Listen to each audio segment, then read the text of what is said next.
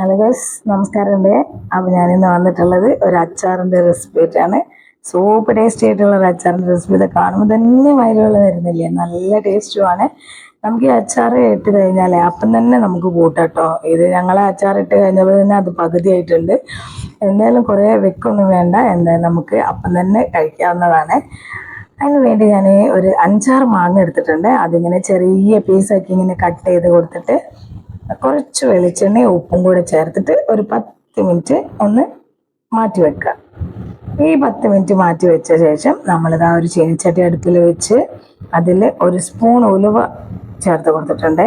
നമ്മൾ അച്ചാർ പൊടി ഒന്നും ഇതിലിടുന്നില്ല, നമ്മൾ അച്ചാർ പൊടി ഉണ്ടാക്കുകയാണ് നമ്മൾ ചെയ്യുന്നത്. അപ്പോൾ അച്ചാർ പൊടിക്കുള്ള മിക്സാണ് ഇത്. അപ്പോൾ ഒരു സ്പൂൺ ഉലുവ ഇട്ട് കൊടുത്തിട്ടുണ്ട്.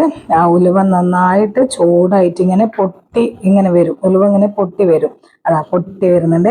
ആ പൊട്ടി വരുന്ന സമയത്ത് നമുക്ക് ഒരു സ്പൂണ് കടുകും കൂടെ ചേർത്ത് കൊടുക്കണം. പൊട്ടി വരുന്ന സമയത്ത് കടുകും ചേർത്ത് കൊടുത്ത് അതും കൂടെ നന്നായിട്ട് ചൂടാക്കിയെടുത്ത് അത് രണ്ടും കൂടെ ഒരു മിക്സിയിലിൻ്റെ ജാറിലിട്ട് പൊടിച്ചെടുത്താൽ നമ്മുടെ അച്ചാർ പൊടി റെഡി. നമ്മൾ വേറെ അച്ചാർ പൊടി കടയിൽ നിന്ന് വാങ്ങിക്കുന്നൊന്നുമില്ല, നമ്മൾ തന്നെ ഉണ്ടാക്കിയെടുക്കുകയാണ് ചെയ്യുന്നത്. അപ്പോൾ നമ്മുടെ അച്ചാർ പൊടി ഇവിടെ റെഡി ആയിട്ടുണ്ട്. ഇനി അത് പിന്നെ ഒരു ചീനച്ചട്ടി അടുപ്പിൽ വെച്ച് അതിലേക്ക് കുറച്ച് എണ്ണ ഒഴിച്ച് കൊടുത്ത് അതിലേക്ക് കുറച്ച് കടുകിട്ട് പൊട്ടിച്ച് നമ്മൾ വെളിച്ചെണ്ണയും ഉപ്പിട്ട് മാറ്റി വെച്ച് നമ്മുടെ മാങ്ങയില്ലേ അതോടെ ആ ചീനച്ചട്ടിയിലേക്ക് ചേർത്ത് കൊടുത്ത് നന്നായിട്ടൊന്ന് മിക്സ് ചെയ്തെടുക്കുക.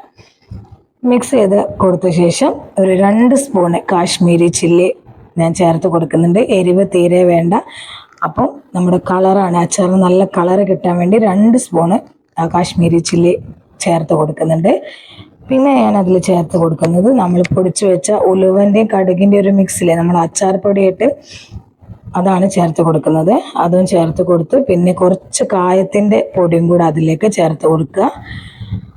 എന്നിട്ട് നല്ല അടിപൊളിയായിട്ടൊന്ന് മിക്സ് ചെയ്ത് കൊടുക്കുക.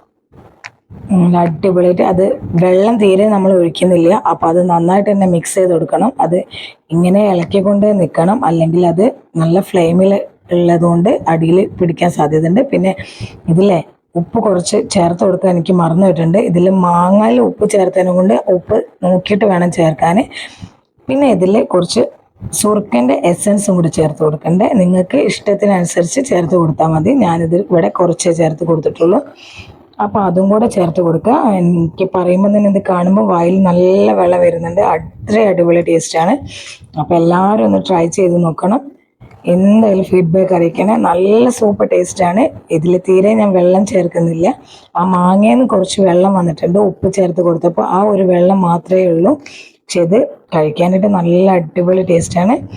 പിന്നെ നല്ല കഴുകി വൃത്തിയായി നല്ല ഉണങ്ങിയ കുപ്പിയിൽ വേണം ഇത് ഇട്ട് വെക്കാൻ വേണ്ടിയിട്ട്, അല്ലെങ്കിൽ ഇത് കേടായി പോകും വെള്ളം ഉണ്ടെങ്കിൽ. അപ്പം ഞാനിതാ ഇതൊരു കുപ്പിയിലേക്ക് ഒഴിച്ച് മാറ്റി വെച്ചിട്ടുണ്ട്. എന്തായാലും എല്ലാവരും ഒന്ന് ട്രൈ ചെയ്ത് നോക്കണം. അടിപൊളി ടേസ്റ്റാണ്. എനിക്ക് വായിൽ വെള്ളം വന്നിട്ട് ശരിക്കും പറയാൻ വരെ പറ്റുന്നില്ല കേട്ടോ. നല്ല സൂപ്പർ ടേസ്റ്റാണ്. അപ്പോൾ അടുത്ത വീഡിയോ ആയിട്ട് കാണുന്നവരെ ബൈ ബൈ. അപ്പോൾ എല്ലാവരും ഒന്ന് ട്രൈ ചെയ്ത് നോക്കിയിട്ട് ഫീഡ്ബാക്ക് ഒന്ന് അറിയിക്കാൻ മറക്കരുതേ.